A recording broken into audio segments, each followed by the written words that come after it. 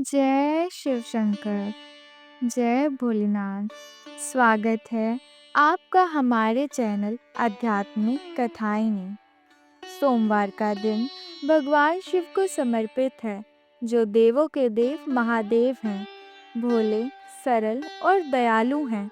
कहा जाता है कि जो भी भक्त श्रद्धा और विश्वास के साथ यह व्रत करता है और कथा सुनता है, उसके जीवन से दुख, दरिद्रता और कष्ट दूर होकर सुख, शांति और समृद्धि का वास होता है। आज की कथा में हम जानेंगे कैसे सोमवार व्रत से भक्तों को शिव की कृपा मिलती है और उनका जीवन मंगलमय बन जाता है। तो आइए आरंभ करते हैं इस पावन कथा को। हर हर महादेव, जय शिव शंकर। सोमवार व्रत कथा। भगवान शिव पूरी करेंगे सभी इच्छाएं। सोमवार के व्रत को लेकर मान्यता है कि इस व्रत को करने से भगवान शिव अपने भक्तों की मुराद जल्द ही पूरी करते हैं। सोमवार का दिन भगवान शिव को समर्पित है, इसीलिए इस दिन भगवान शिव की पूजा और व्रत करने का बहुत अधिक महत्व बताया गया है।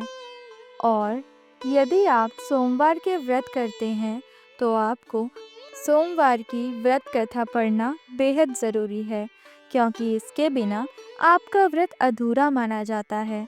आइए जानते हैं सोमवार व्रत कथा।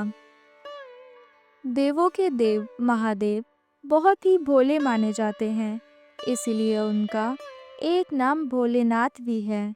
पौराणिक मान्यताओं के अनुसार भगवान शंकर को प्रसन्न करने के लिए किसी भी तरह के खास विशेष पूजन की आवश्यकता नहीं होती, क्योंकि कहा जाता है कि वह तो भोले हैं और भक्त की मन से की गई क्षणिक मात्र की भी भक्ति से प्रसन्न हो जाते हैं। अगर आप भी शिव की भक्ति और कृपा पाने के लिए सावन के सोमवार का व्रत करते हैं तो इस कथा से भोलेनाथ को प्रसन्न कर सकते हैं। एक बार एक नगरी में एक साहूकार था। उसके घर में धन की कोई कमी नहीं थी, लेकिन कोई संतान न होने के कारण वह बहुत दुखी रहता था। संतान प्राप्ति के लिए वह हर सोमवार को व्रत रखता था और पूरी श्रद्धा के साथ शिव मंदिर जाकर भगवान शिव और माता पार्वती की पूजा करता था। उसकी भक्ति देखकर एक दिन माँ पार्वती प्रसन्न होकर भगवान शिव से साहूकार की मनोकामना पूर्ण करने का निवेदन करने लगी।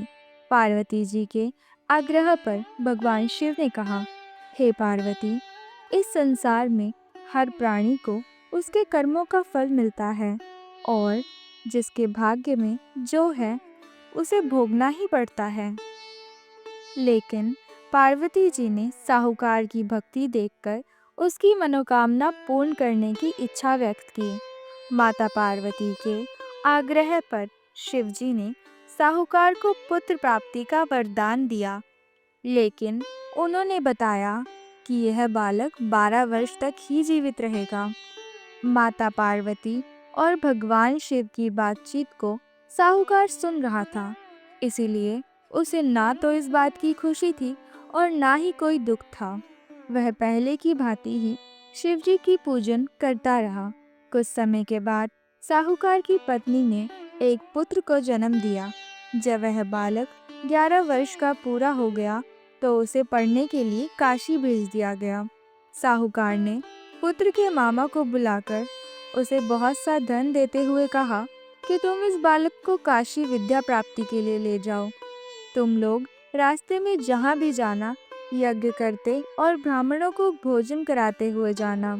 दोनों मामा भांजे इसी तरह यज्ञ कराते और ब्राह्मणों को दान दक्षिणा देते हुए काशी नगरी निकल पड़े। इस दौरान रात में एक नगर पड़ा, जहाँ नगर के राजा की कन्या का विवाह था, लेकिन जिस राजकुमार से उसका विवाह होने वाला था वह एक आंख से काना था। राजकुमार के पिता ने अपने पुत्र के काना होने की बात को छुपाने के लिए सोचा, क्यों ना इस साहूकार के पुत्र को दुल्हा बनाकर राजकुमारी से विवाह करा दूं। विवाह के बाद इसको धन देकर विदा कर दूंगा और राजकुमारी को अपने नगर ले जाऊंगा। लड़के को दूल्हे के वस्त्र पहनाकर राजकुमारी से विवाह करा दिया गया।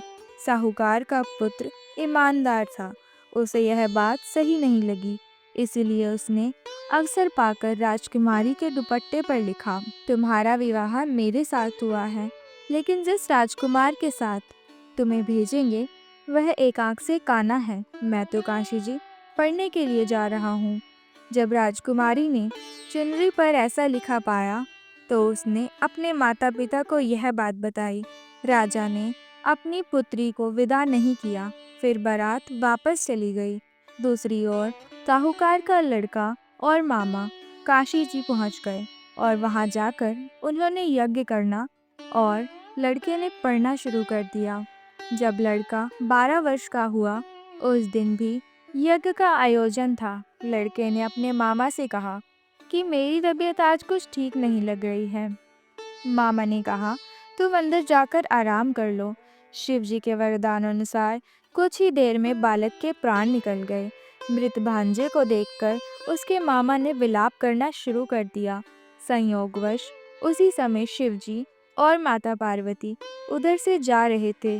पार्वती माता ने भोलेनाथ से कहा, स्वामी, मुझे इसके रोने के स्वर सहन नहीं हो रहे, आप इस व्यक्ति के कष्टों को अवश्य दूर करें। जब शिव जी मृत बालक के समीप गए तो वह बोले, यह तो उसी साहूकार का पुत्र है जिसे मैंने 12 वर्ष की आयु का वरदान दिया था। अब इसकी आयु पूरी हो चुकी है। लेकिन मातृभाव से विभोर माता पार्वती ने कहा, हे महादेव, आप इस बालक को और आयु देने की कृपा करें, अन्यथा इसके वियोग में इसके माता पिता भी तड़प तड़प कर मर जाएंगे। माता पार्वती के पुनः आग्रह पर भगवान शिव ने उस लड़के को जीवित होने का वरदान दिया। शिव जी की कृपा से वह लड़का जीवित हो गया। शिक्षा पूरी करके लड़का मामा के साथ अपने नगर की ओर वापस चला गया। दोनों चलते हुए उसी नगर में पहुंचे जहां उसका विवाह हुआ था। उस नगर में भी उन्होंने यज्ञ का आयोजन किया। उस लड़के के ससुर ने उसे पहचान लिया और महल में ले जाकर उसकी खातिरदारी की और अपनी पुत्री को विदा किया। इधर साहूकार और उसकी पत्नी भूखे प्यासे रहकर अपने बेटे की प्रतीक्षा कर रहे थे।